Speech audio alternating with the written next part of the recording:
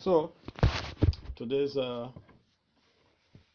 text for discussion this evening, right here in the Matchless Gifts, is Bhagavad-gita chapter 14, 1-4, text 17, 1-7. And the title of this chapter is The Three Modes of Material Nature.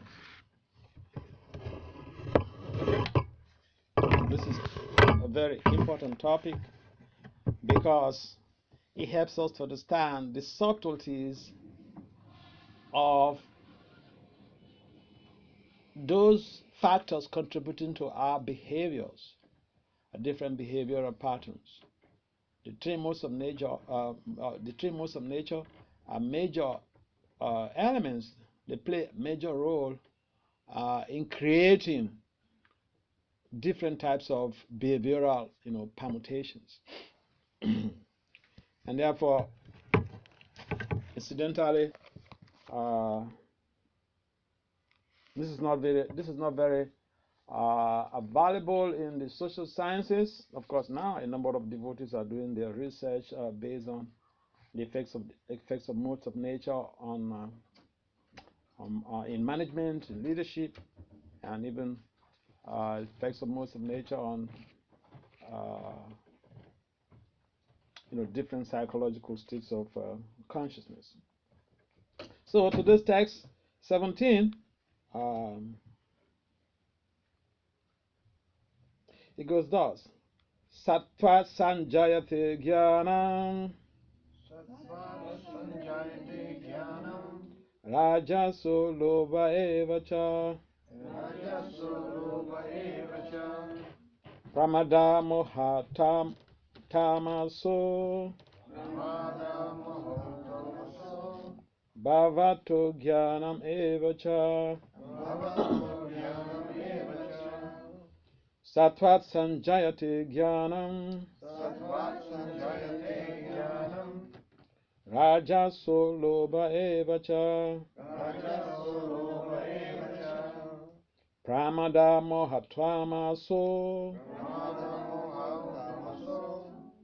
bhavato jnanam eva cha. Sattvat sanjayate jnanam, rajaso lobha eva cha, pramada mohatamaso, bhavato jnanam eva cha. Yes. Can someone try? Sattva sanjayate jnanam,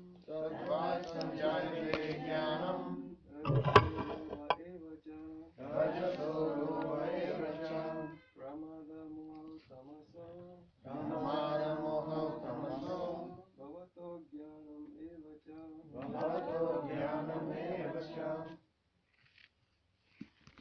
Someone else should try? The males? Sattva sanjayate jnanam, rajaso lobha eva cha, pramada moha tamaso, bhavato jnana eva cha.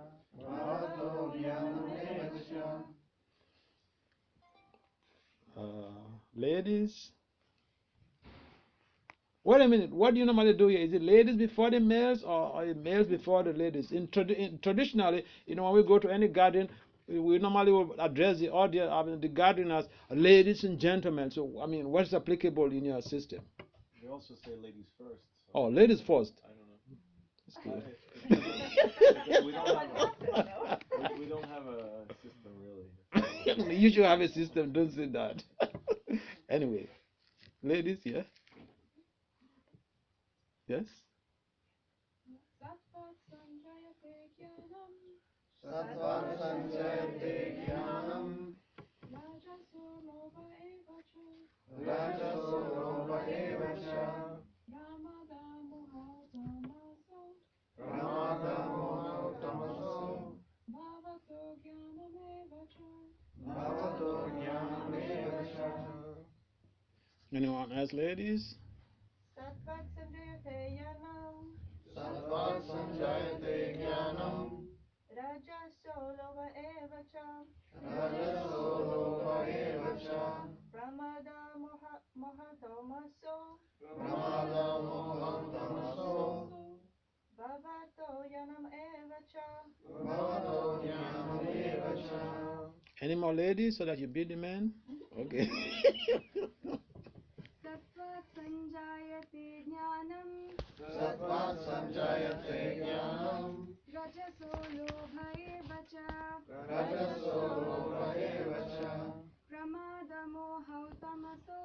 Pramada moham tamaso. Bhavato jnanam eva cha. Bhavato jnanam eva cha. So thank you very much. So word for word translation, Satwat. Satvat. Oh, by the way, word for word translation and purport by His Divine Grace is confounded. Acharya, Srila Bhachananda Bhakti-vedanta Swami Prabhupada Maharaj Ki Jai.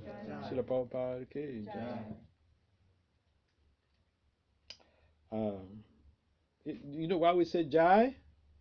With Prabhupada is the founder Acharya. He actually did this literary work, so we want to give praises to whom, give to Caesar what is due for Caesar. You know, even in academics, you know, attribution is very important. So I mean, we make reference. Okay, so he is the one who actually, you know, did this whole translation work that is valuable to all of us who speak in English. Otherwise, if it's just the Sanskrit, it could be you need to go and get a degree, maybe 5 years to study to get a degree in Sanskrit before you will be able to understand, you know, the Bhagavad-gita. But he translated all these works into English in a very simple, understandable language, no complexities involved, and so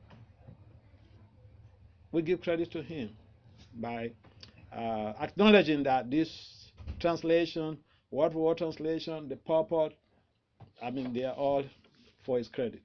Or the credit goes to him. That's why we say Srila Prabhupada Ki Jai. So what for word translates Sattvat Satvat. from the mode of goodness. From the mode of goodness. Sanjayate Sanjayate. develops. Develops. Jnanam Jnanam. knowledge. Knowledge. Rajasaha Rajasa. from the mode of passion. From the mode of passion. Lobha Lobha. greed. Greed. Eva Eva. suffering. Suffering. Cha Cha. also. Also. Pramada Pramada. madness. Madness. Moha Moha. and illusion. And illusion. Tamasaha Tamasaha. from the mode of ignorance. From the mode of ignorance. Bhavataha Bhavataha. develop.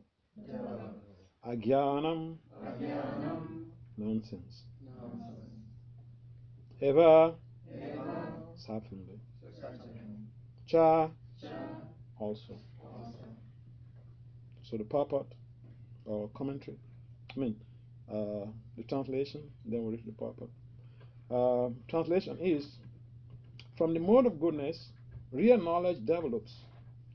From the mode of passion, greed develops. And from the mode of ignorance, develop foolishness, madness, and illusion. Please kindly respond, repeat. From the mode of goodness, From the mode of goodness. real knowledge develops. Real knowledge develops. From the mode of passion, From the mode of passion. greed develops. Greed develops. And from the mode of ignorance, And from the mode of ignorance. develop foolishness, Develops foolishness. madness, and illusion. Madness and illusion. So let's listen to the commentary or the purport. Since the present civilization is not very congenial to the living entities, Krishna consciousness is recommended. Through Krishna consciousness, society will develop the mode of goodness. When the mode of goodness is developed, people will see things as they are. In the mode of ignorance, people are just like animals and cannot see things clearly. In the mode of ignorance, for example, they do not see that by killing one animal, they are taking the chance of being killed by the same animal in the next life. Because people have no education in actual knowledge, they become irresponsible.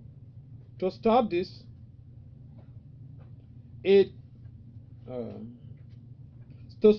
irresponsibility, education for developing the mode of goodness of the people in general must be there. When they are actually educated in the mode of goodness, they will become sober in full knowledge of things as they are. The people will be happy and prosperous. Even if the majority of people aren't happy and prosperous, if a certain percentage of the population develops Krishna consciousness and becomes situated in the mode of goodness, then there is the possibility for peace and prosperity all over the world. Otherwise, if the world is devoted to the modes of passion and ignorance, there can be no peace or prosperity. In the mode of passion, people become greedy, and their hankerings for sense enjoyment has no limit. One can see that even if one has enough money and adequate arrangements for sense gratification, there is neither happiness nor peace of mind. That is not possible because one is situated in a mode of passion. If one wants happiness at all, his money will not help him. He has to elevate himself to the mode of goodness by practicing Krishna consciousness.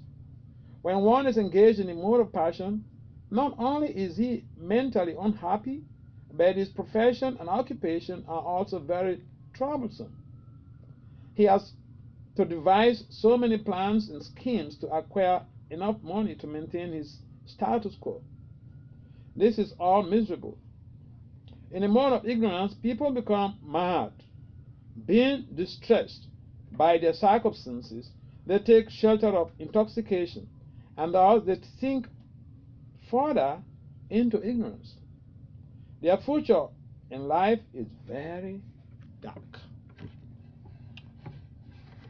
Oma Dhyana Timirandasya, Dhyana Jana Salakaya, Saksul Militam Jena Tismai, Si Gurabhe Namaha. Si Chaitanya Manobhistam, Sthafitam Jena Bhutale, Swayam Rupam Kadamaya, Dadatisva Padantikam. Vancha Kalpataribhya cha, Kripa Sundambhya eva cha, Patitanam Pavanabhyo, Vaishnavabhyo, Namo Namaha. Namaham Vishnu Padaya Krishna Pistaya Bhutale, Srimati Bhaktivedanta Swami Nityananda. Namaste Saraswati Deva Gauravani Pacharine, Nivesesa Sunyabadi Pasatya Disitarine. Jaya Sri Krishna Chaitanya Prabhu Nityananda, Sri Advaita Gadara Rasivasadi Sigora Bhaktivinda. Hare Krishna, Hare Krishna, Krishna Krishna, Hare Hare. Hare Rama, Hare Rama, Rama Rama, Hare Hare. So welcome to Saturday gathering here in the heart of New York. This is the Matchless Gift. This is the very place, I always like to repeat this, this is the very place where Srila Prabhupada started the International Society for Krishna Consciousness. It was a one-man squad, an international organization that is initiated by one man without any grants from the government, without any support from family members, without any support from friends. He was only directed. And who was his director? Lord Krishna. He was only given instruction, go and do this, without any resources. When you're given instructions in a firm or in the organization, you are given so much of resources, men, financial resources, whatever, fixed, whatever assets. But Prabhupada was given nothing. He was only given instruction by his spiritual master, Srila Bhaktisiddhanta. You, if you ever have money, print books in English, go to the West and spread Krishna consciousness. And he did it. It took some time for him to strategize to be able to execute the order of the spiritual master, but he did it. How was he able to do this? He had firm faith in the orders of his spiritual master. That is why we are having these teachings available to us now. So without that firm faith in Srila Prabhupada's spiritual master, without the firm faith he had in the order of his spiritual master, we wouldn't have been availed this opportunity to become exposed to these very, teachings, which is the very essence of elevating our consciousness to the mode of goodness. Papa mentioned the property, except people in society elevate their consciousness to the mode of goodness, there is no question of lasting peace. Yes, we do have peace. Yes, we do have enjoyment. But they are very transitory, And yes, you do have the resources, you do have the wealth, you do have, the so-called good progeny, good population, good family members, good children, beautiful children, handsome, powerful, intelligent children. But the result is that we don't go anywhere. The result of all this so-called goodness is that we don't. It's so-called because it's not authentic goodness. It is devoid of real divine qualities of goodness. Because the person in the mode of goodness does not get involved in sinful activities. They don't perform actions that was going to bring onto them some reactions. That is the basic quality of someone in the mode of goodness. They understand things as they are, so they don't act based on their whims and caprices. So Prabhupada mentioned the purport, the danger of being in the mode of ignorance. But who really wants to be in the mode of ignorance? In the mode of ignorance, like I mentioned last time I was here, in the mode of ignorance, one performs activities to, create pain on other people, to give pain on other people. When other people are in pain, that is the pleasure of those in the mode of ignorance. And you want me to say, oh, Hitler was real, the typical example. But it's not just only Hitler. Or we even have new Hitlers right now. Here in New York, we have new Hitlers, modern Hitlers. Hitler might have performed his genocide on a grand scale, but there are some people right here who are also inflicting so much of pain to other people, to families. I'll give you a gross example. In 2012, 3 girls, 3 teenagers were good friends. Skyla, Sheila, and Rachel. In Virginia, right here in Virginia. Teenagers, 16 years old. They were moving together, they can't do without anyone, any one of them. But you know what? At some point in time, Skyla disappeared. Beautiful girls. Skyla disappeared. The cops launched investigation. The parents reported. What happened when the dad went to Skyla's room? He saw that the windscreen was open, and he saw the stool or chair that Skyla used in going out. The investigator found out she's been moving with these other 2 girls. We're talking about the mode of ignorance. What activities do people in the mode of ignorance perform? If someone is impelled by the mode of ignorance, what do they perform? They create pain. The activities it creates pain on society.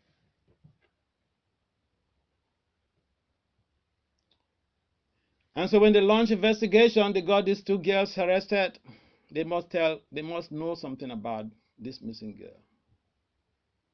But, there was nothing forthcoming. They denied flatly.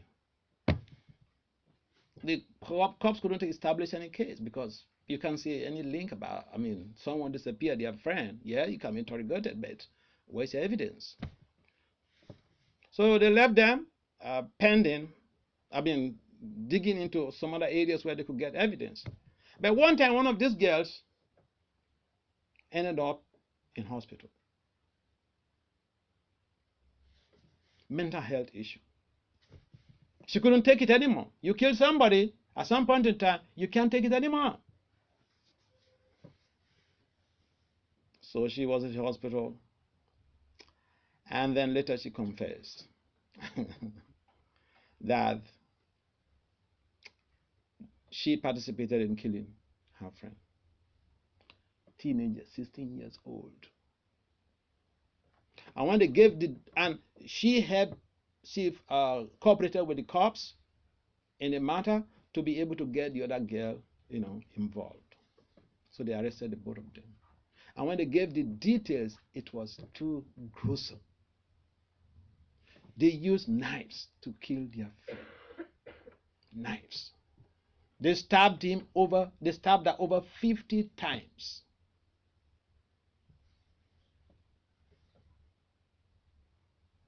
So one could wonder, why are we having this type of children? Everything is so good. There are limousines. People even have their private jets.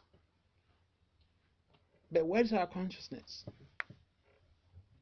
So the Bhagavad-gita, Lord Krishna mentions that, when there is Vana Shankara, you can't expect any peace on the planet. You can't expect peace in communities. When there is unwanted progeny.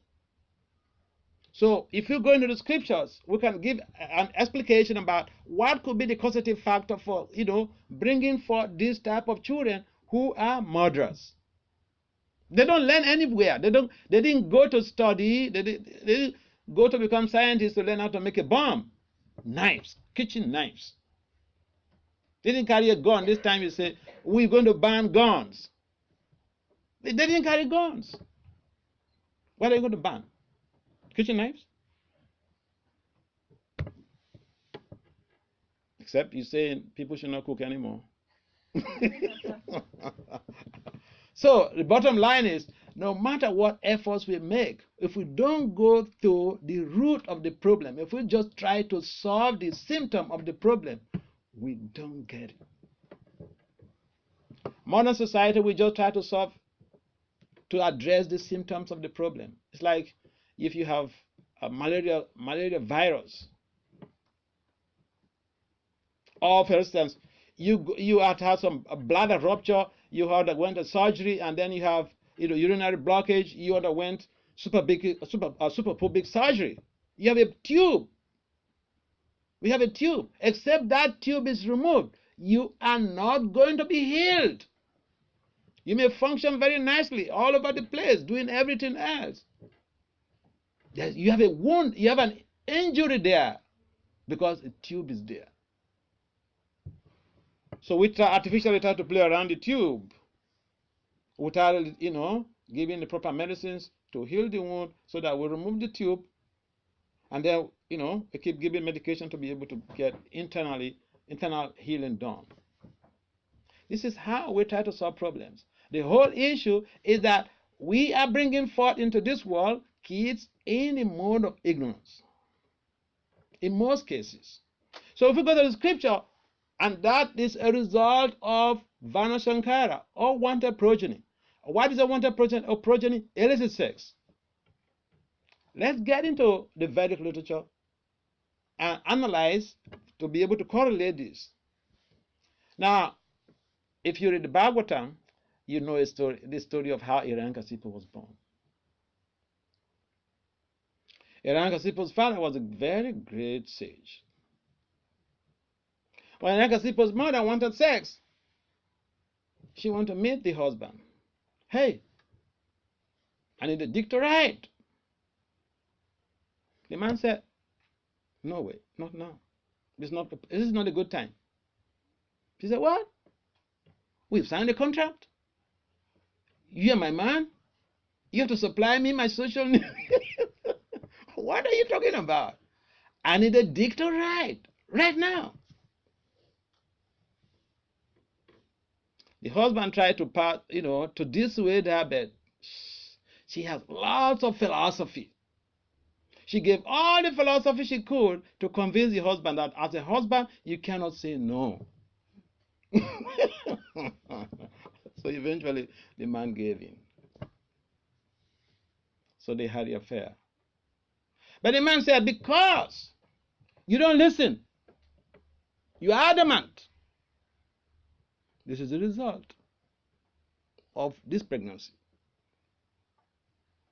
Because the time is not proper, your consciousness is not proper, you didn't perform any rituals, you just about sense gratification, this is the result. You are carrying in your womb a demon who is going to create so much disturbance in the world, who's going to kill people mercilessly, who's going to terrorize the whole world. That was how Hiranyakasipu was born. And if you read the Bhagavatam, you will notice how the type of terror Hiranyakasipu is a terrorist. He was a terrorist without bounds. It's not that he terrorizes you, he kills people, and then he goes to hide. No. He doesn't go to hide. He comes before you and says, if you have the power, come and deal with me. And when you come, he kills you. He has so much of power. So we are also having this type of situation. And you see, the point is, while we are bringing up this point, I like to be graphic in terms of giving current correlation to what is obtainable in the scriptures as to how these Vedic literatures can proffer solutions to modern day social problems, the social ills we have in society.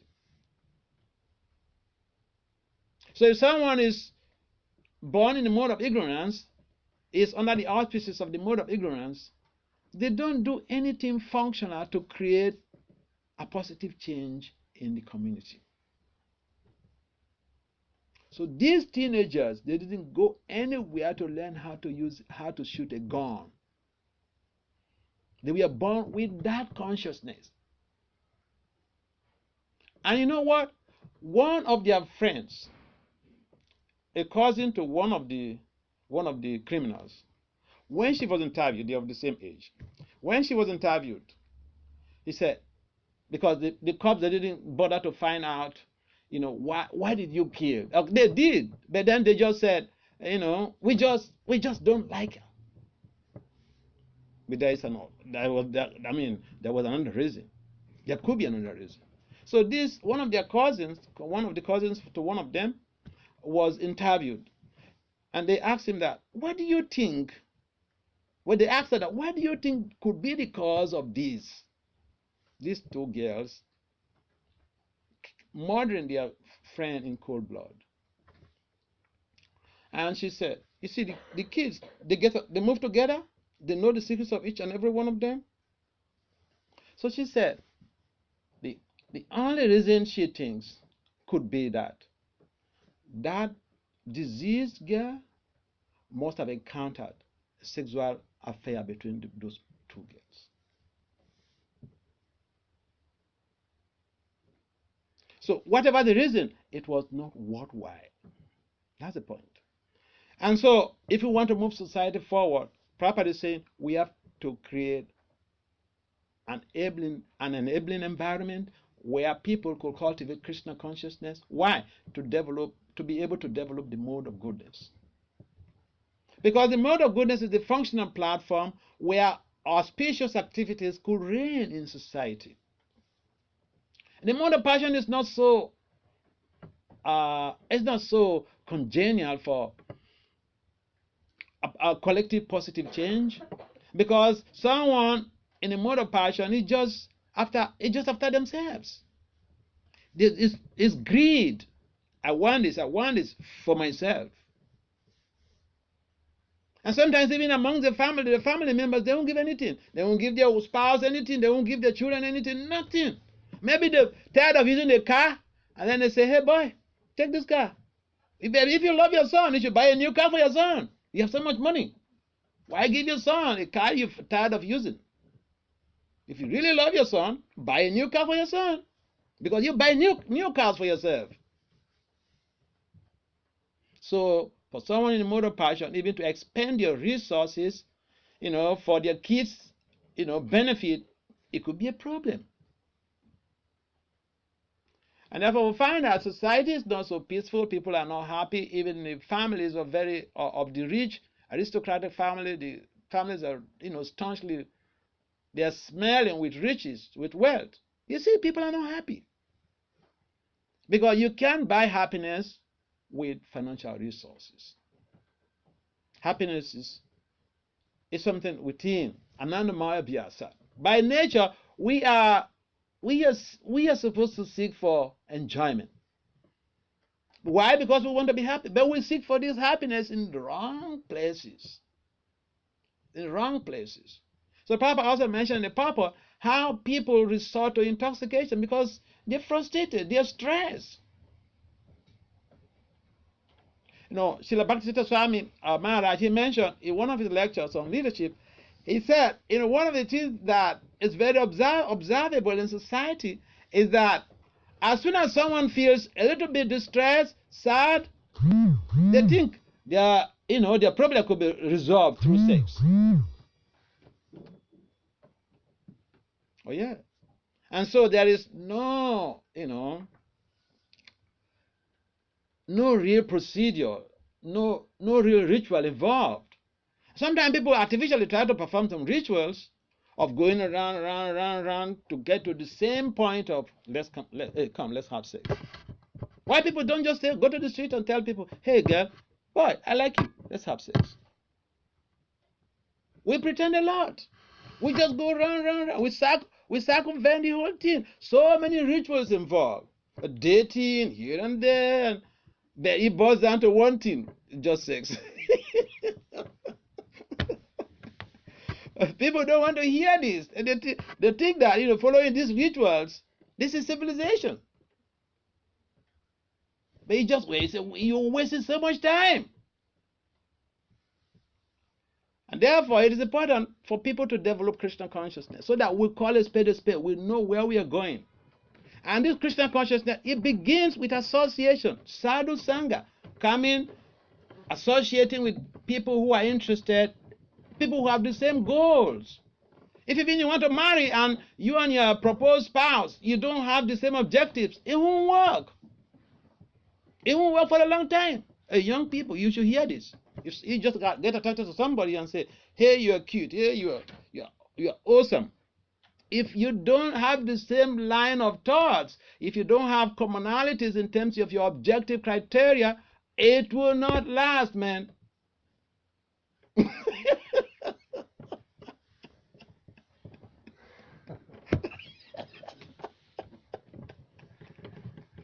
This is something, very critical with our modern social culture. So the bottom line is that even in social dealings, we need compatibility. I don't feel very comfortable getting along with someone intimately when we don't have the same thought patterns. I have so many friends, scholars, but none of them. I don't really make a number of them close friends because we don't have the same mindset, Why? Because if I get close to such people and try to artificially make them my close friends, the relationship will not last.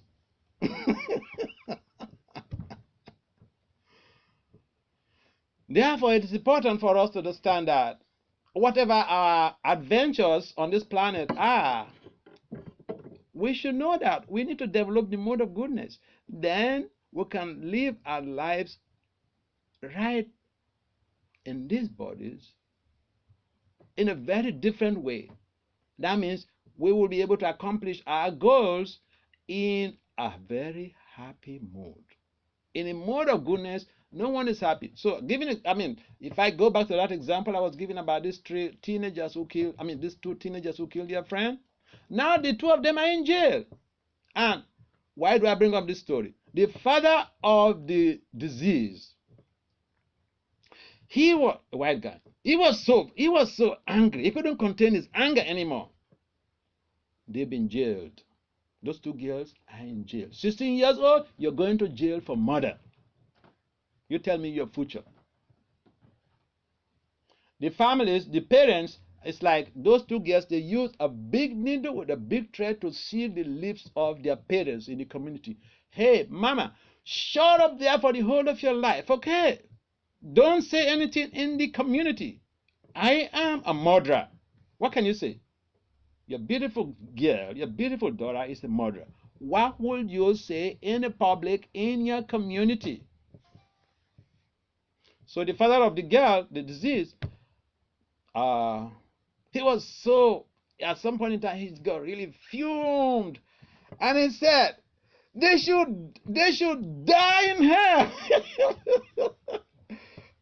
they are sickos. Sickos, madness. Get the point where Prabhupada mentioned that. That's why I bring up that story, to demonstrate how even the most beautiful teenagers could be influenced by the mode of ignorance. And the resultant effect is demonstrable. You can demonstrate that in their behaviors, their attitudes. And we are also giving some clue as to why we are giving birth to this type of children.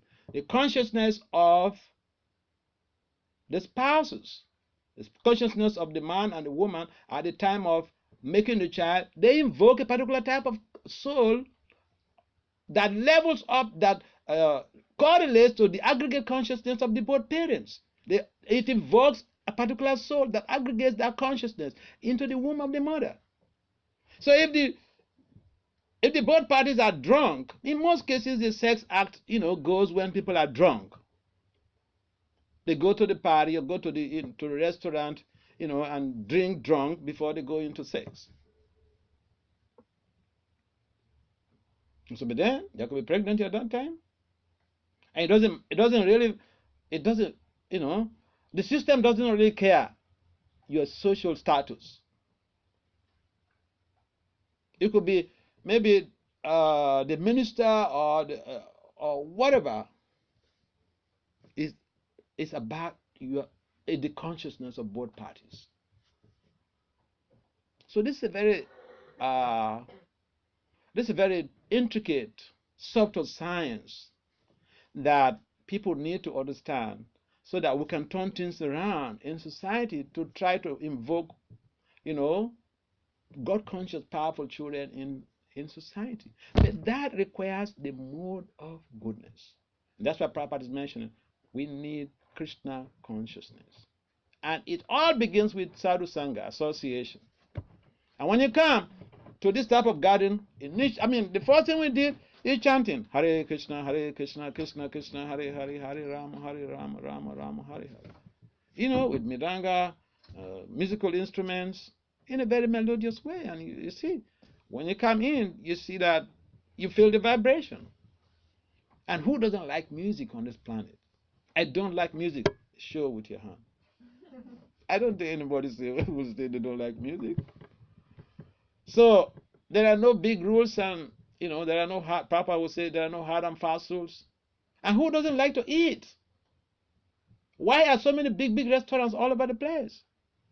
People don't even like to cook these days at home, although people like to enjoy food. Everybody likes food. And I tell my friends, I tell them that, if you want to really put your husband in your pocket, endeavor to give him the best of food stuff.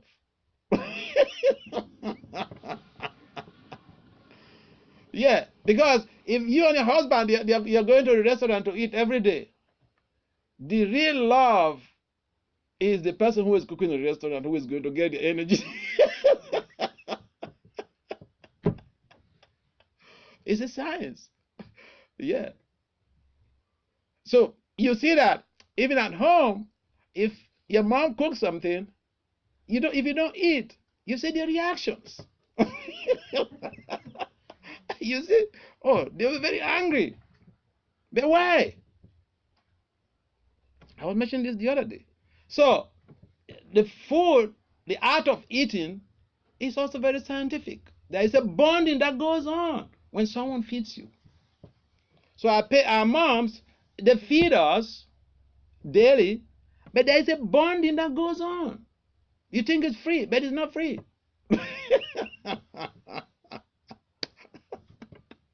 Mom is feeding me very, very nicely, freely. I just eat and go away. Okay, no problem. Therefore, it is a good bonding. If we want to rise to the mode of goodness, our eating has to be regulated. If we chant Hare Krishna, good. We're coming to have sadhu sangha, good. We are reading Prabhupada's books, good. But we also have to regulate our eating habits. Because if we just go into a restaurant and then we order for some vegetarian, rice, or some grains, some other type of grains. What are the popular grains right here in New York? Pasta. A pasta, yeah. They're all grains, pasta. What about, pizza? Mm-hmm. They're all grains.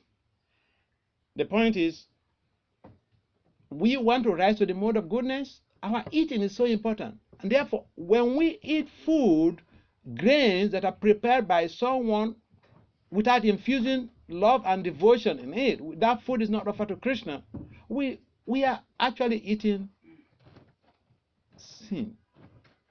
That's what Krishna said in the Gita. Papa, when we eat food that is not offered to him, then we are eating sin.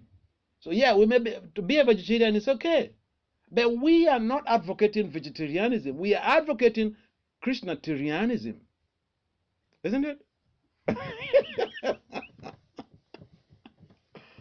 Yeah, so if we really care for our devotional future, there are little things we need to incorporate into our lifestyles. There are certain things that we should not just neglect. We wake up in the morning to do our japa before we go to work. Our eating has to be regulated. We have to learn or practice how to cook something and offer to Krishna. Because one of the easiest ways to become polluted is to eat grains outside. And I remember one country I went, I spoke in the Bhagavatam class, and I was mentioning these points, and one little kid, the mother was not in the Bhagavatam class. So after the Bhagavatam class, he went to meet the mother and said, "Mommy, you stop giving me bread, okay?"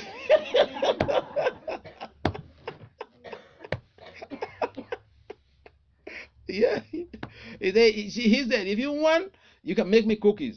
Don't buy me bread from outside and give me anymore." Yeah. I remember the case of one of my friend's sons in Virginia. The boy is 12 years old, but he kept reflecting. Each time I go there, he'll be complaining about it dad to me, because the mother was in Krishna consciousness, more dedicated in Krishna consciousness earlier, before the father took initiation. And the mother was keeping all of these norms. Then the father, he was like, the mom is also a professional, both of them are IT. But, he would buy, he would go to some restaurant and buy some, vegetarian stuff, vegetarian foods, dishes, and bring. But then this little boy, he was observing that his older brother does not really associate with Krishna consciousness anymore. So he was attributing his father's attitude of buying those type of food to his brother that contributed to his brother not being interested in Krishna consciousness. And look, at 12 years old, I was there, so I was at their home. We were talking. He came to the room, the guest room where I was staying, so he came there, we were talking. His father came down. He wanted to speak with me. And you know what he said? He told the father, "Dad, leave this place. Leave this place. When I finish with my dad, you can come and see him."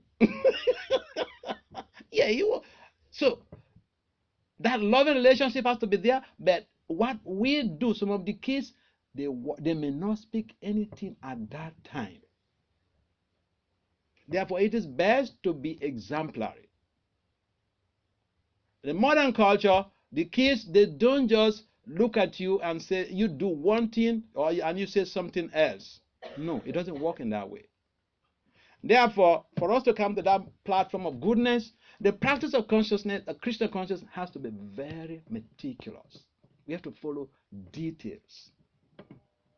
The chanting, the association, the eating, the reading, all these things have to be incorporated in our life. Yeah, we have busy schedules, but remember Bhaktivinoda Thakur, he was having over 10 children. He was a justice, and he was at the same time the president of Jagannath Temple. So there is no complaint we are going to give that, what our acharyas have not done. Therefore, Krishna consciousness is open to us. We have to take it very kindly, and it is meant for our growth. Not only our spiritual growth, even our social, economic, or whatever growth we want to delve into. So every day we should make sure we're chanting these Krishna's holy names. What is the mantra here? Yeah, this is it. Hare Krishna, Krishna Krishna, Hare Hare, Hare Rama, Rama Rama, Hare Hare. That is the primary step, the middle, and the end.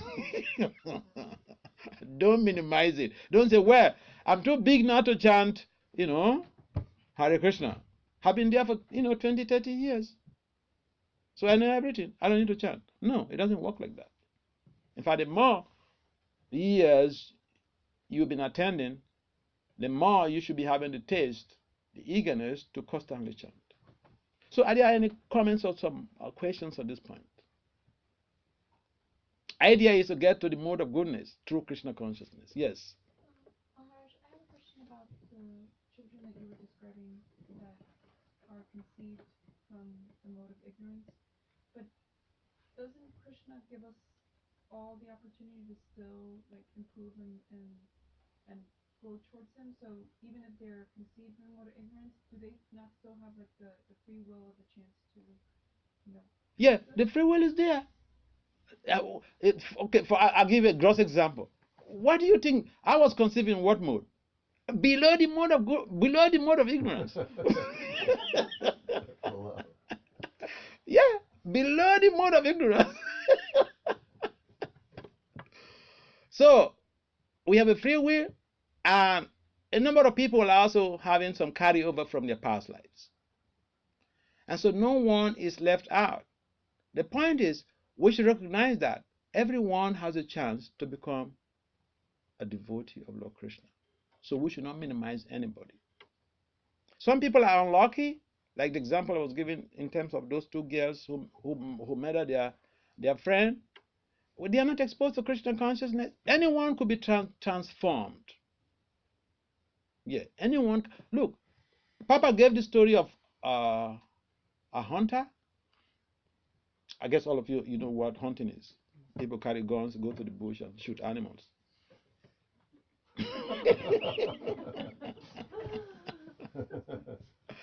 And the Papa gave the story of this hunter. When Nadamoni is one of the famous sons of Lord Brahma. He travels all over the universes to preach Krishna consciousness. So Nadamoni was moving around, traveling, and then he went to some forest and he saw animals half dead. So he was wondering, who is this person viciously, performing these sinful acts? So he met his hunter. He said, "Oh, you're the one who is hunting, those animals. Instead of just keeping them half dead, they're suffering too much. Just kill them at once. What you're doing, you're going to incur horrible, terrible reactions." Or the hunter said, I didn't know about this, sir. This is what I was trained. This is what my father trained me on. This is my profession. So Nanda told him that he has to stop this because it could bring some dismal consequences in the future. So he said, "But what am I going to? How am I going to survive? This is my job." Okay, so it's like Krishna consciousness. If you're asking someone to give up their job, what is the alternative thing you're asking the person to do? Is to go and beg from the government or to go and steal? So Nanda said, "Yeah, you chant Hare Krishna, take these beats, chant Hare Krishna, and I will send you food." If food is your problem, just go and chant. I'll send food to you. So the guy, he has some faith in Nada. So he stopped the hunting. He used the beads that Nada gave to him, and he started chanting. He went to the bank of the river and started chanting. And so all of the the villagers, they noticed that this sinful hunter has become a holy man. He's chanting. So they brought to him so much of food stuff that he didn't even have where to put them. And so one time Nada Muni was coming to visit him, because in those days the spiritual masters, they visit their disciples. They visit them at their homes. Why? Because to be able to deepen the relationship, interpersonal relationship, there were no middlemen between the guru and the disciple in those days. Spiritual master will go and visit. They have interpersonal relationship, connection, deepen the relationship. So Nada went there with Parvata Muni, another great sage. And as they were going, this hunter who had turned to become a saintly person, he was coming to greet them. But he was meandering on the road, walking like this, jumping like this. And so when they met him, Parvata Muni asked him that, I observed that you were meandering, What was it? What's responsible for that? He said, sir, you see, as I was coming to greet you people, there were ants on the road, and I don't want to step on any ant. And that's why I was trying to avoid those ants. So Nada and Parvata, they were shocked. This is somebody who has been, killing animals half dead. Now he can't afford to even step on an ant. So this was a transformation. So anyone could be transformed. Does that answer your question? Yes, any other questions? Yeah.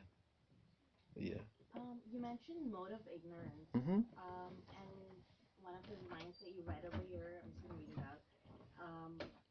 In the mode of ignorance, people are just like animals and do not see things clearly. In the mode of ignorance, for example, they do not see that by killing one animal, they are taking the chance to be killed by that same animal. Yeah. You want some explanation on that? Only because I think it was not the last class, the class before, it said that if we do negative karma in the mode of ignorance, the karma doesn't come back to you because you didn't know any better. So, really? No. The point is, any sinful actions we perform, we get the karma. There is no excuse. I'll give you an example. As a child, even as a child, someone committed some violence on an insect. He used a little piece of bamboo stick to pierce an insect. Children play that. I know the case in Africa. They play with all these little insects. They do all type of havoc. Insects now. Who cares? But you know what happened to that guy? He was arrested. He became a sage. Okay? And he was mistakenly arrested. They were searching for running after some thieves, and then they saw him and they mistook him for the thieves, and so they arrested him. And in those days, thieves, you are pierced with an arrow. So they tied him up. They tied him up on a stake. And they were about to, pierce him with an arrow. Somehow the other, they didn't do that. They didn't do that. But he was furious. He had the power to go to Yamaraj, the superintendent of death. He traveled there to ask him, by his mystic power, he went there to ask him that, what? You did this to me? I was tied on a stake, ready to be pierced with an arrow, to be killed? You tell me why? Yamaraj said, hey, calm down, hold your peace. You know what? When you were a little child, you were playing with an insect and you pierced the insect with a bamboo stick. You killed the insect. You pierced it. As a kid, that's what you did. You're supposed to be pierced with an arrow like you pierced that insect. But because you have accumulated a lot of pious activities in your saintly life, and so that was just a little bit of the major reaction you would have gotten this lifetime. Still, he was still angry. And he said, look, as a child, your laws are too stringent. I'm not supposed to suffer for anything as a child. Yamara said it doesn't work like that in the universal court of justice. But he was still angry. He said, you did this to me? You disgraced me? I curse you. You should take the bed as a Sudra. That's why Yamaras take bed as Vidura. I'm giving you sastric evidence. See, I like attribution. I'm coming from a scholarly background, so I like attribution. If I say something, anybody challenge me to what I say. So I don't say, I remember, look, when I was a brahmachari, I used to say, if I give a class, I say, I don't want, comments. You challenge me, challenge me to what I said so that I prove my case. So this is the case. Sinful, Prabhupada always mentioned, the laws of nature, they are very stringent. You've seen in the purport that if you kill an animal, like people who are using animals for sacrifices, they risk to be killed by those same animals. I'm not the one saying it. I'm only supporting with an evidence based on the same Vedic scriptures. If we are giving a class, we are giving a talk, we should know that we have to support our points, buttress our points with evidence. If you go to the law court, you don't go and tell the justice, blah, blah, blah. You bring your evidence from past cases to support your argument. So here is a typical case that Prabhupada mentioned here, and I'm just adducing an evidence to support this. Okay? Does it make sense? Thank you. Yeah, we are not advocating for people. We are not in a church whereby someone goes to give a sermon on the pulpit and then he goes away scotch-free. No. I don't go away scotch-free. You ask me questions. This is very good. Okay? Anything you're in doubt of, clarify your points. Why? Because you may go to repeat the same thing somewhere and someone will challenge you. You mean it? Where's your evidence? I remember I had a lot of problem with devotees when I was in New Jersey, when I was a brahmachari. Because they give even a story, because, the devotees are fond of giving stories. So they're giving a story, and I say, look, if I go to some academic conference and I present this narration, what is the attribution I should use? And they say, oh, Vasudev, these academic things, you don't believe in anybody. I said, it's not. I didn't say so. If I don't believe anybody, I won't be staying in this movement for 20 years, 30 years. I believe. But my belief should be backed with an evidence. Otherwise, it becomes an assumption. An assumption is not acceptable in empirical science. Belief, that's not a problem. Your belief has to be backed with an evidence. You get a point? So it's not a problem. We should be open. We should ask questions. We are not training people to become like, zombies. You believe, you hear, and you repeat. Believing and hearing is good.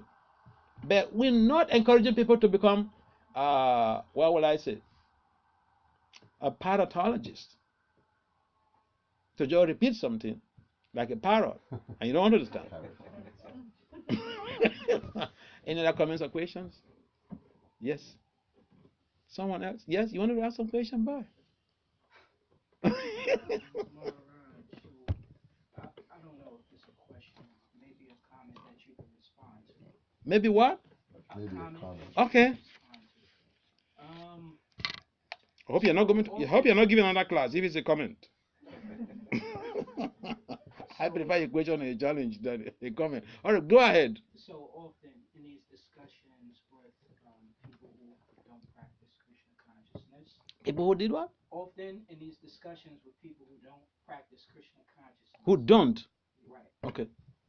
About eating meat, for instance, or even say the situation, the circumstances with unwanted progeny, how that occurs. For example, today we see people, I guess, lobbying for the right to sterilize themselves, to circumvent the possibility of pregnancy. Sure. I mean, of course, one way is responding to that with some sense of responsibility, or I guess something along the lines of respectability, politics, or something of that nature. But then there's the option of referring to scripture, coming from that angle. But I tell you, excuse me, sorry, but I tell you, I don't believe in scriptures. I don't believe in scriptures. I go by human rights, and I can make a policy. I can put a bill up in Congress, and if it's accepted, and that's it. We don't believe in scripture. God, and politics, they are different areas. We don't mix them. What will you say to that? Right. That's exactly what I'm getting to. So, what do you say to that? Yeah, you see, we are living in a sex culture, and someone cannot formulate a policy that him or herself is a victim of. If you go to try to promulgate a policy or a bill that your colleagues in Congress, they know that you have a shortcoming in that, they'll make mockery of you. They'll make mockery of you. So you find that in modern day system, all of the so-called bills and policy formulations are just to sustain, the type of culture that we live in. And see, I can change it, you cannot change it. And you try to change it, you're looking for trouble. And if even you are the head of state or the president, you try to interfere with it, whew, you're in trouble. Why do you think people are being assassinated? See, if I were in politics, I would have been a very good politician. I would have, aligned with every lobbyist. Anything that they say that is going to be counterproductive to my, sustainable existence. Because if you can't change the people, you cannot just use laws to change them. See, there are laws, there are criminal codes, there are road traffic edicts. Why are we having criminals? Why are we having violators of the road traffic edicts? Because people have low self-control. Like I mentioned, we are not treating the disease. We are treating the symptom of the disease. You get this point? A modern culture, we are treating the system, the political system, the legal system. We are trying to deal with the symptoms of the disease. And we're saying that scriptures, religion, you don't blame people. People have used religion to just embark on massive destruction. How are you going to blame people that don't tell me anything about religion? You can't blame them. People have used religion in a very wrong way. Sometimes genocide is embarked on all in the name of religion. Read history. You see how people use religion in the wrong way. You can't blame modern politicians or the scientists that they don't want to hear anything about religion. But science also has been used in the wrong way. That nobody wants to say anything. And therefore, my advocation in Krishna consciousness is that when you get devotees in a very good position, who have the same status with those policymakers and lawmakers, they can influence them. You can't present laws to these people and say, hey, there's no abortion, it's against the scriptures. Who cares? You understand the point? So it's a subtle thing, but this is the best way I can just bring it up, that You have a good point. But irresponsibility is the watchword of modern society. Irresponsibility. Even right now, see, let me give you a narration of an encounter I had in New Rochelle when I was living in upstate New York some few years ago. I went to the bank to transact to have some transaction, and this beautiful lady, the manager, she was the one attending to me. And I was discussing, and then, I think she was asking me some things, and I told her that I'm a monk and all this. And so she became really excited. It's very difficult for you to see a beautiful, a professional lady, and you say you're a monk. What are you talking about? But she was very much, into it. She liked the idea, and she was telling me how when she was a young teenager, she wanted to go to become a nun, but her parents refused and all those things. And then we went on to discuss, and she was telling me how she hated marriage like anything.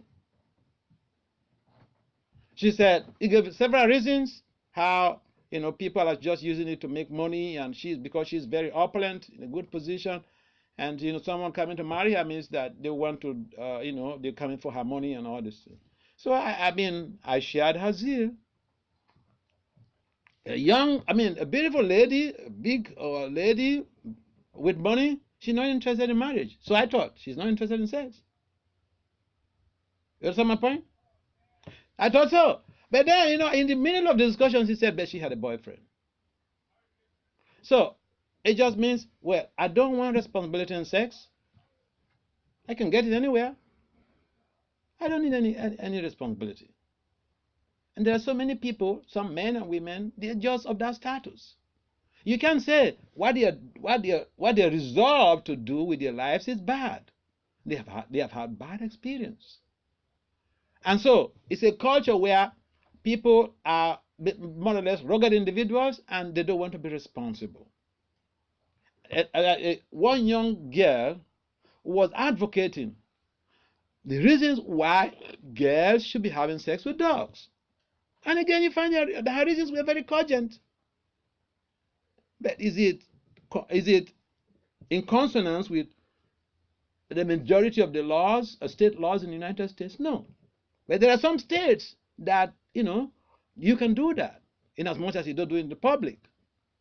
So the laws are completely different. And if we want to talk about laws, we will simply waste the whole of our time instead of cultivating Krishna consciousness and then try to change whomever we come in contact with. If we're just concerned about the general affair of society, we will be wasting our time and wasting the time of so many people. Because if we develop that mode of goodness through practice of Krishna consciousness, the individuals we meet in the office could be affected by just the radiation of our love. Each time we meet someone, we do radiate some energies. And so if you are practicing Krishna consciousness to the core, you will affect someone.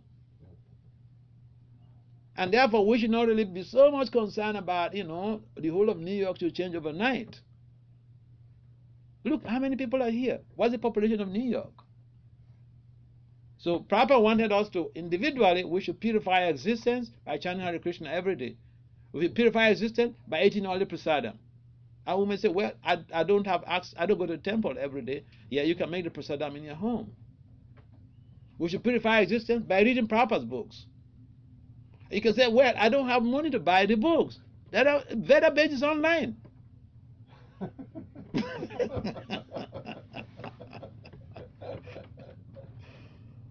So it boils down to, utility is a principle. We have this human form of life, and we should not be so much concerned about the social irresponsibility that is going on in society, because we cannot change it overnight. It's just impossible. I tell you one thing, I never preached to my family. Never. I never preached to them. But today, my father is chanting Hare Krishna. Two of my friends, they used to visit him. Two professors, they used to visit him, and he started chanting. And he calls me on the phone. If I come to the country, he calls me on the phone. Hey, boy, when are you coming? I say, hey, come to come and do what? You do like this, you do like this. Then I will come. So sometimes, if you are so much stressing your energies on, doing something that in most cases is just impractical. You simply, you create so much anxieties to yourself. And therefore, the most important thing is, because I know for myself, if I become a pure devotee, so many generations will be liberated in my family. So why should I bother, cracking my brain with people and, slugging it out with them and, arguing with them and all this type of stuff? Well, I don't need to bother myself with those people.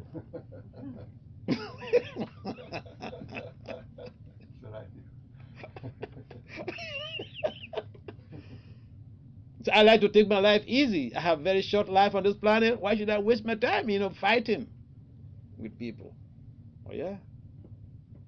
I'm sorry, but this is how to respond to this type of situation, because yeah, we are concerned, but first we should try to deal with our community, our environment. Before we deal with the community, we have to deal with ourselves. Papa said we should be serious. Bhakti Center said we should be so serious with ourselves. But other people, we should be flexible.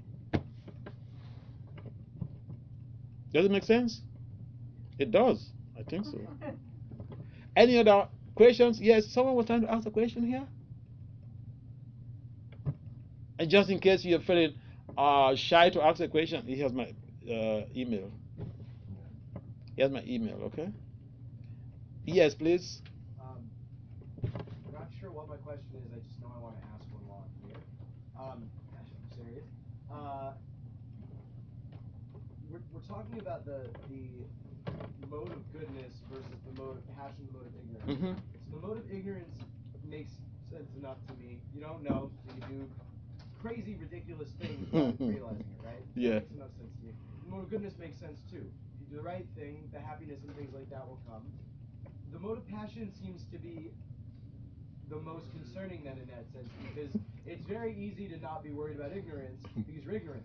And it's pretty easy not to worry about being good. But passion seems like this very tempting middle area that, I don't know, in my experience, passion is often spoken of in a very positive way. Yeah. Passion drives. Right. Passion helps make changes. And Right. It can be a really beautiful thing. Mm-hmm. And the teaching indicates that it can also be very dangerous. I'm Yeah. just interested in, is there a gray area in there? Is there a passion that can be channeled effectively? Yeah. Look at the whole of this universe. This is the effect of the mode of passion. Lord Brahma, who created this, who is the secondary creator?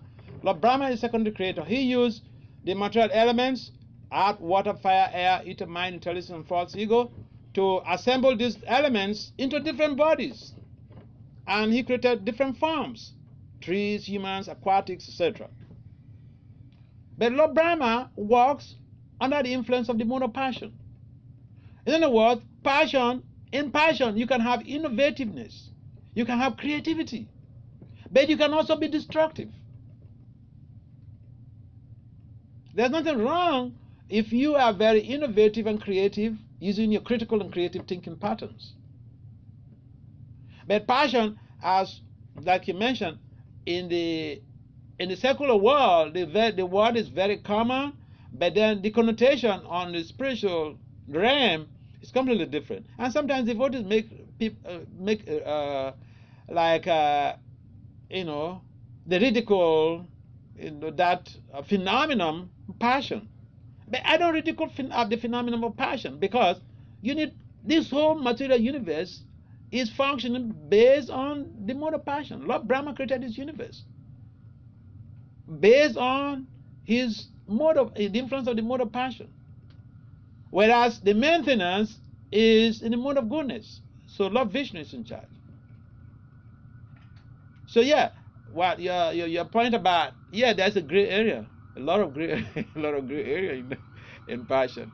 The only problem is when people don't understand the phenomena in detail, they don't understand the utility of that very mode of passion, then it's a problem, because it's like, I have the passion to do this, I have the passion to do this, It's not a problem, but what you have the passion to do, what is the consequence? What is the result? What is the end result? I give you, okay, let's take this. Sex is the mode of passion. Sex is the mode of passion. And so, but sex eventually can produce dismal consequences. The very act of sex is performed in an environment, in most cases, that is governed by the mode of ignorance, in darkness. How many people they have sex in the daytime or lights are on? Normally they switch off the lights. Darkness, mode of ignorance. So you are impelled by passion to perform an act, but then the very act is performed under an environment, in an environment governed by the mode of ignorance. So I mean the whole things are social. Material world is just a complex place. We should not be so desirous to hang out here for too long. Bhakti-siddhanta says that this is not a place for gentle people. Yeah, thank you very much for your question and your concern about that. Does it make some meaning? Yeah. Okay, thank you. I think in the absence of any other comments or questions, we'd like to adjourn this meeting. Oh, we're going to do kirtan now. Okay, yeah. Okay, we have some kirtan. And this is what we are talking about, the Hare Krishna Maha Mantra. Okay? So enjoy yourself.